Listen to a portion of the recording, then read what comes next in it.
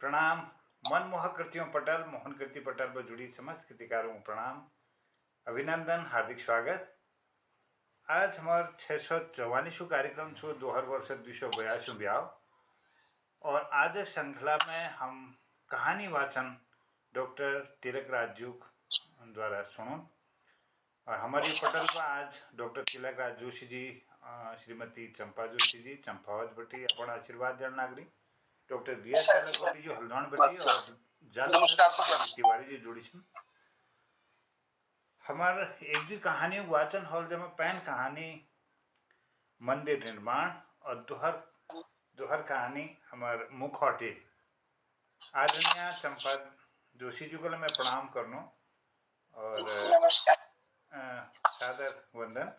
मैं अब आमंत्रित करनो डॉक्टर तिलक राज जोशी को विभिन्न विधाओं में अपन कलम चलोने सुंदर कहानी, कविता, गीत, गज़ल और विभिन्न विधाओं में आप लेखनी चलते रहें और आई तले आप सृजन रक्षा साहित्यिक साधना में लगी विचार मैं आप निवेदन करूँ कि अपन एक भी कहानी अगर संभव छू तो आज ये कार्यक्रम में ये पटल पर धारण कृपा कर देला।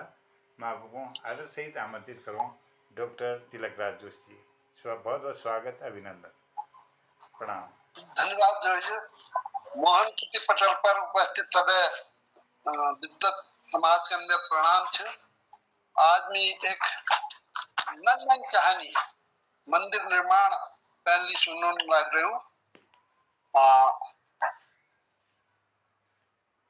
मंदिर निर्माण आज तो माला सिन्हा को मात कर रही है। माला सिन्हा क्या हुई? बिरुआ हंसुटी के अज्ञानता पर मुस्कुराते हैं और बड़े गर्व से बोले, तू क्या जानेगी उस हसीना को, पता है वह फिल्म स्टार है, फिल्म स्टार। बिरुआ ने टा पर जोर देकर और आंख मारते हुए कहा, खैर छोड़ उसे, तू काम करी जा। हंसुटी भले ही हसीना, मात करना आदि शब्दों व वाक्यों का अर्थ नहीं जानती थी, लेकिन फिर भी बिरुआ के बोलने के ढंग से थोड़ा बहुत अंदाज लगा रही थी कि वह किसी सुंदर स्त्री का वर्णन कर उसकी तुलना भी उस रमणी से कर रही हैं। हंसुली भरे बदन की घुंघराले बालों वाली सांवली लेकिन चिकने व पक्के रंग की प्राय 35 वर्षीय युवती है। बिरुआ गांव के प्रधान है। वैसे उनका नाम वीरभद्र है, लेकिन उन्हें इस नाम से शायद ही कोई जानता होगा। वह गोरे रंग के क्लीन शेव अधेड़ हैं। राजनीति में उनकी विशेष रुचि है। वह हर इलेक्शन में प्रचारक रहते हैं। उन्होंने पहली पारी सफेद टोपी धारण की थी, उसके बाद क्रमशः लाल, पीली, काली और नंगे सिर की बारी आती है। गांव के लोगों ने चंदा कर तथा कुछ सरकार द्वारा ग्रामोन्नति के लिए मिले अनुदान द्वारा एक मंदिर निर्माण की योजना बनाई। प्रधान इस कार्य को क्रियान्वित करने के लिए मुखिया चुने गए। वीरभद्र जी कार्य की देखभाल करने लगे। आज हंसुली काम में कई दिनों बाद आई। हंसुली को इस बीच न मालूम किस अपराध ने काम करने से मना कर दिया था। हंसुली के साथ साथ उसके देवर, जिसे वह भैया कहकर पुकारती थी, को भी काम पर नहीं आने को कहा था। हंसुली का पति क्षय रोग से चारपाई पर पड़ा है। उसके 3 बच्चे हैं। देवर की हाल ही में शादी हुई थी। इस प्रकार 7 जनों के परिवार में कमाने वाले सिर्फ 2 थे। हंसुली पत्थर ढोने का काम करती थी और देवर पत्थर तराशने का। बहुत अनुनय विनय के बाद वीरभद्र जी ने सिर्फ हंसुली को पुनः काम पर लगा लिया। हंसुली के अलावा 2 कोई और भी थे, वे मर्द थे। मंदिर का निर्माण अत्यंत मंद गति से हो रहा था। कारण यह था कि कार्यकर्ता मन लगाकर काम नहीं करते थे।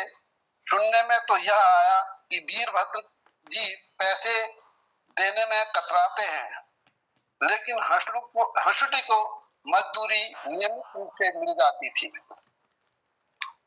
हंसुटी अपनी तारीफ सुनकर प्रसन्नता के साथ झेप गई और बोली, छोड़िए आप भी, मैंने तुझे पकड़ा ही कब है, अब तो तेरी उम्र पकड़ने की भी नहीं रही।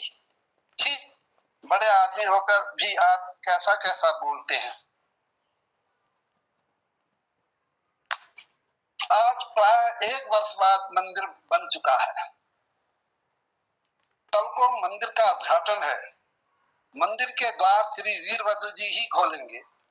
प्राय इस प्रकार की बातें ही बातों में रात बीत गई। दूसरे दिन प्रातः सभी नर नारी मंदिर का उद्घाटन समारोह देखने आए। हरि कीर्तन और अपने इष्ट देव के नाम की जय ध्वनि व शंख ध्वनि के साथ जो ही वीरभद्र ने द्वार खोले तो वो चीख उठे। मंदिर के अंदर खून से लथपथ एक महिला और एक नवजात शिशु था।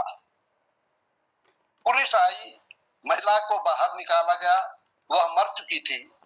बच्चा जीवित था।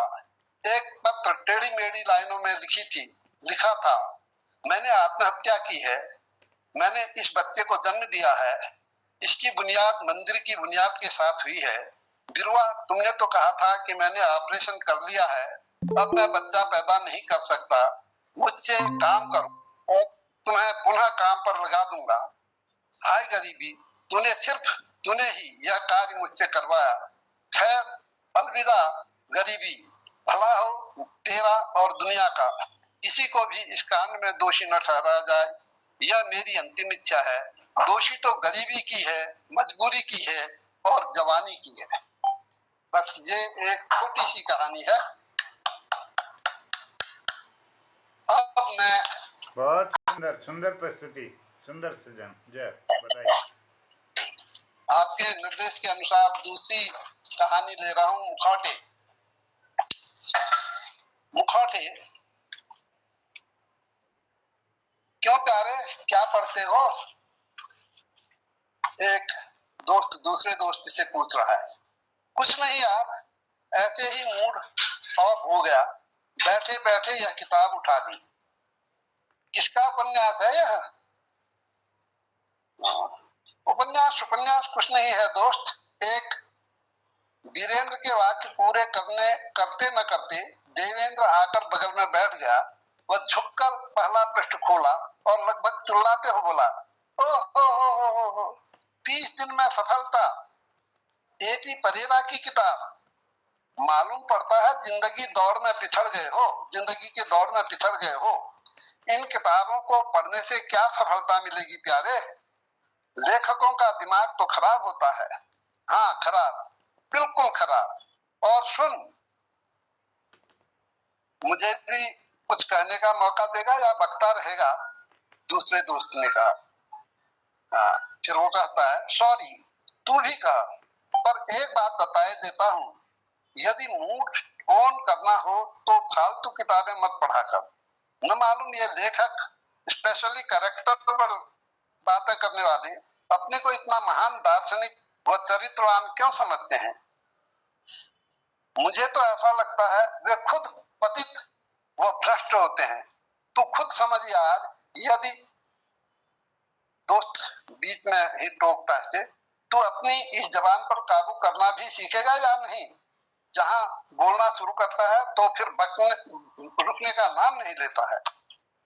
फिर से वो दोबारा कह रहा, सॉरी, अच्छा तू ही बोल भी। अरे हाँ, मैं आज पिक्चर जाने के मूड में हूँ, चलेगा? और सुन, मैं आशा पारेख, वही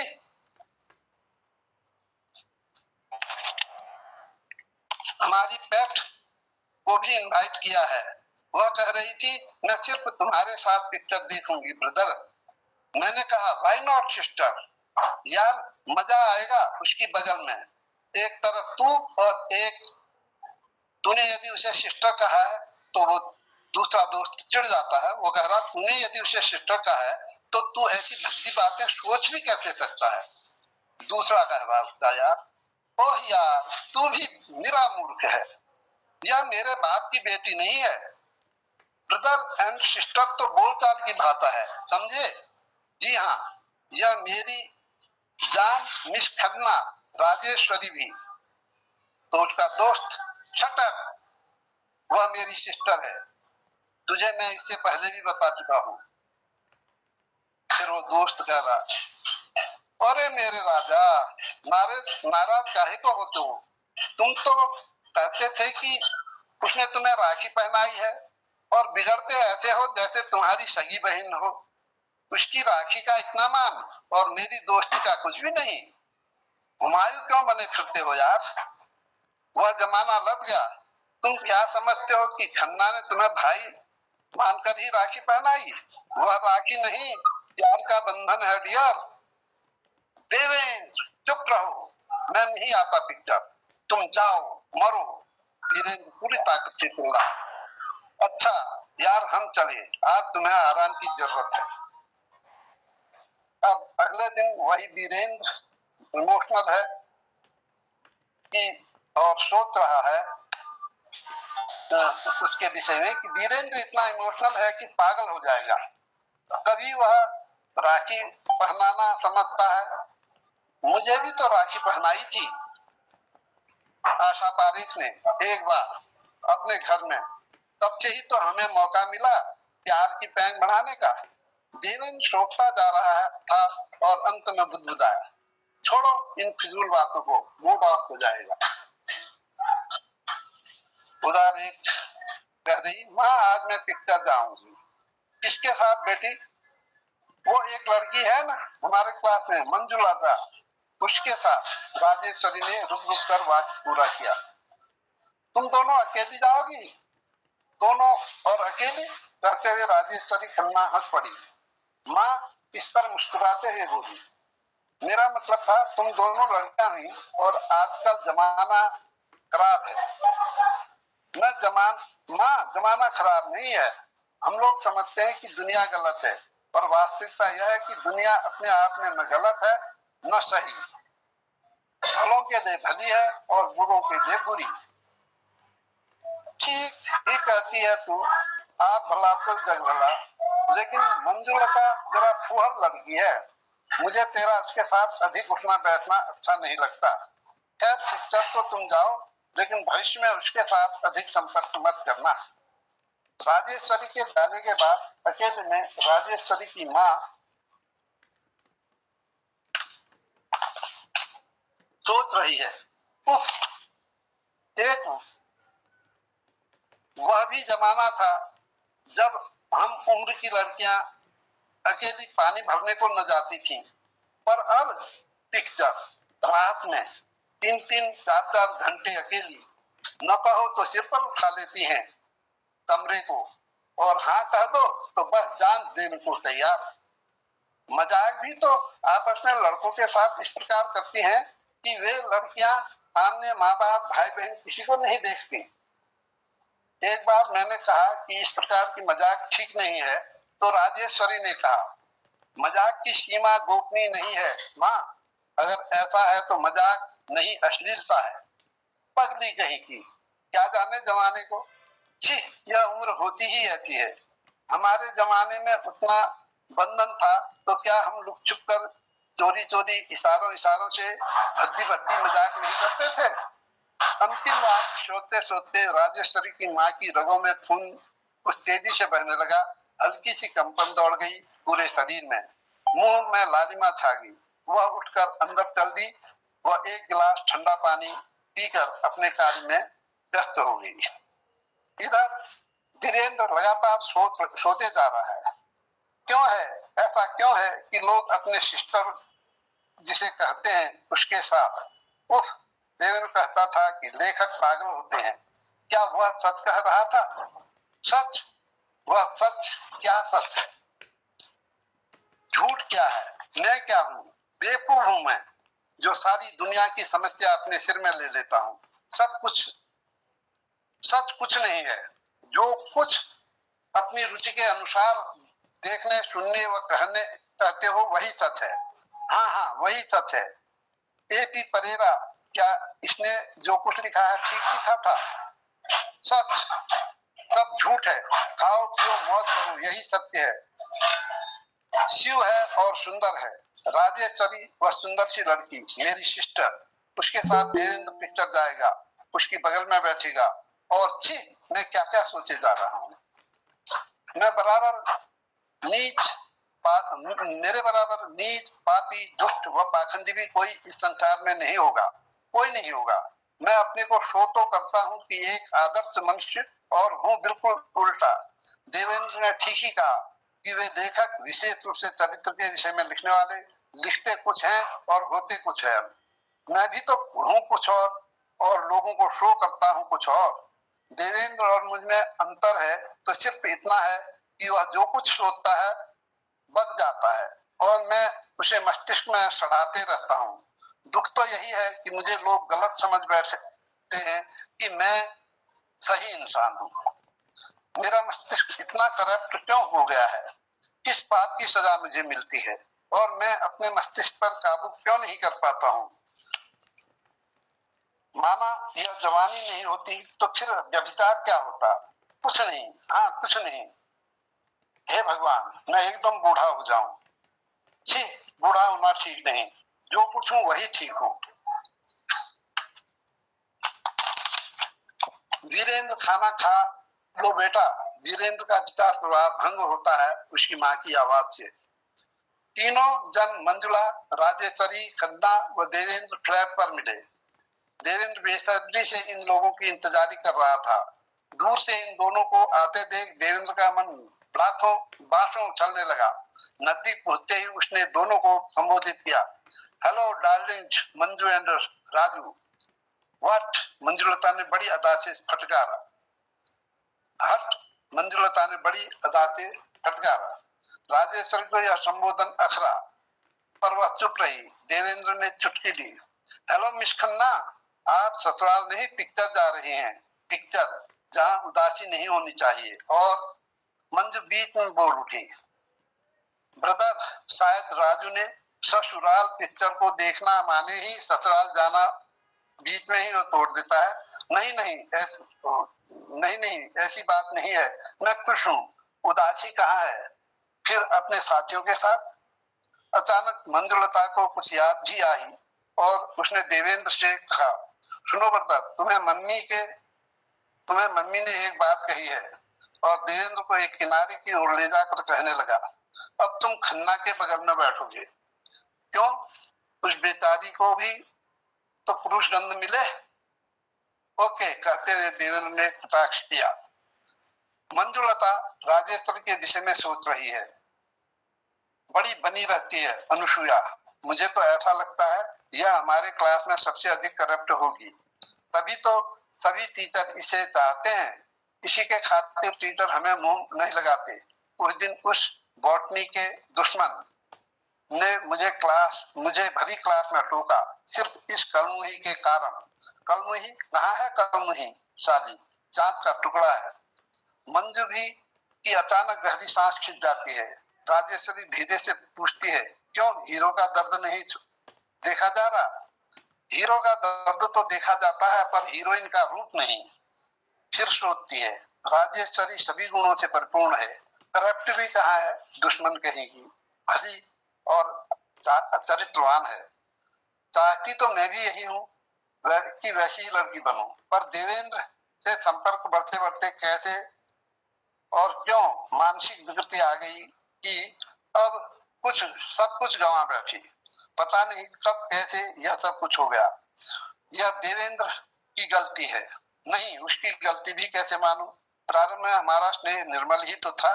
मुझे ही तो लगने लगा था कि वह निकट से निकट हो जाए। अब संबंध में यह आंतरिकता कहाँ रह गई है? मेरे लिए वह अब मात्र एक पुरुष है। उसकी आत्मा की आवाज, अपनी आत्मा की आवाज को दबा दबा कर मैं फॉरवर्ड होने का ढोंग करती हूँ। वह पुनः गहरी सांस लेती है। देवेंद्र ने किसी के हत्थे में खन्ना का हाथ देखा तो अनजान बनते हुए उसके हाथ में हाथ रख दिया। फिर सॉरी कहता हुआ हाथ खींच लिया। खन्ना ने भी अपने हाथ अपनी ओर झटके से खींच लिया। उसे अनुभव हुआ कि देवेंद्र के हाथ में हल्की सी कंपन थी और जबान में भी।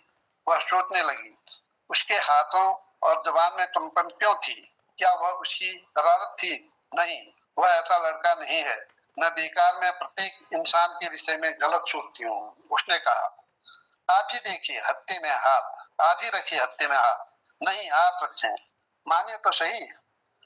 प्लीज माफ कीजिएगा, आप रखें, देवेंद्र ने कुछ इस अदा से कहा कि खन्ना ने हाथ रख लिया। देवेंद्र ने उसकी हाथ की रचना देखनी शुरू की। वह सोचने लगा, कितनी अच्छी लड़की है यह। इंटेलिजेंट के साथ साथ नम्रता, निर्मलता आदि सभी गुण हैं। लड़कियों को ऐसा ही होना चाहिए। एक मंजू है साली, हर लड़की को उल्लू बनाना चाहती है। आज भी तो उसी ने खन्ना के बगल में इसलिए बिठाया कि वह भी उसकी जैसी हो जाए।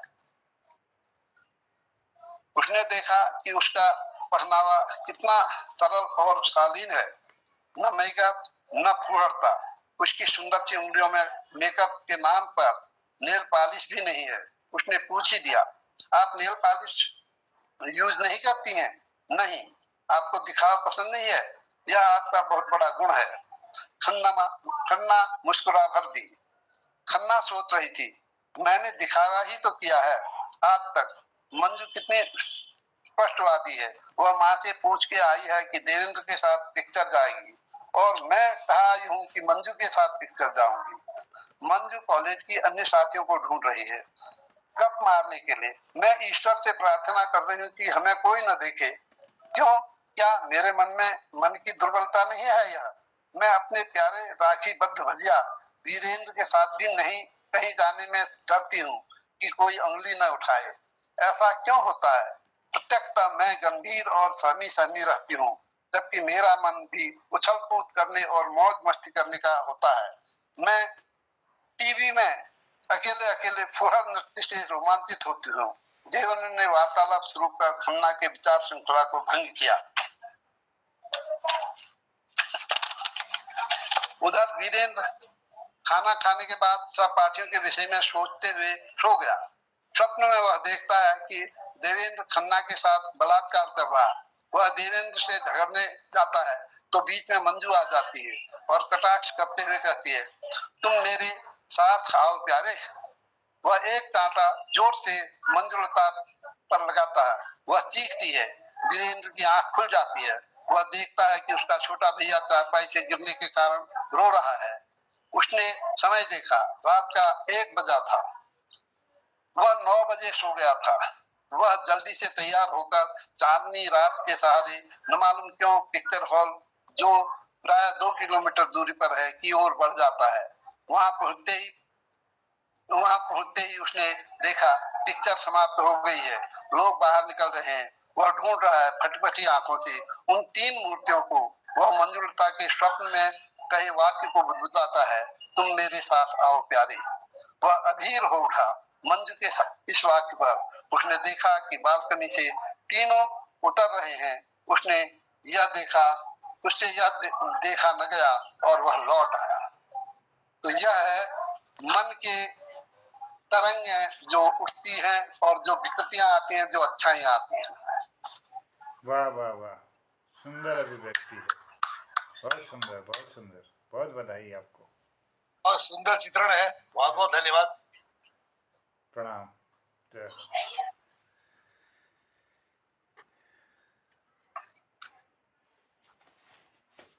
तो हम आज पैन कहानी मंदिर निर्माण और द्वार कहानी मुखौटे लघु कहानियों वाचन करनी डॉक्टर तिलक राज जोशी को अमल सुना और हमारे पटल पर डॉक्टर BS कालाकोटी जी, ललित तिवारी जी, आदरणीय हमार बिष्ट जी, हसमुख जी दिल्ली बटी जोड़े उनके प्रणाम करना और श्रीमती चंपा जो जी हमारे कार्यक्रम में थी विकत अगड़ में देहरादून बटी आदरणीय गोपाल सिंह बिष्ट जी और हल्द्वानी में प्रकाशन तिवारी जी कार्यक्रम में जुड़ी थी। तो मैं सुंदर वाचना के लिए मैं डॉक्टर तिलक राज जी को बहुत धन्यवाद देना, बहुत प्रणाम करना और शुभकामना ले देना, उनको बहुत बधाई ले। कृपाल सिंह शीला जी लोग मैं स्वागत करूं उन जुड़ गए बहुत धन्यवाद आपको जय प्रणाम।